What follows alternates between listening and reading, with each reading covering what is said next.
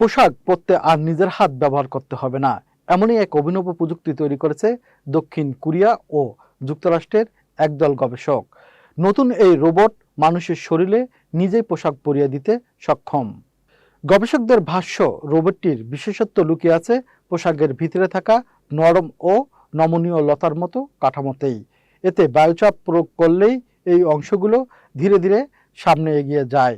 মানুষের শরীরের আকৃতি বুঝে পোশাকটি নিজেই শরীরে জড়িয়ে দেয়। পুরো প্রক্রিয়াটি অনেকটাই গাছের গায়ে আইভি লতা বেড়ে ওঠার মতো। গবেষকদের দাবি, মাত্র 10 সেকেন্ডেই একজন মানুষকে পুরো স্যুট পরিয়ে দিতে পারে এই রোবট।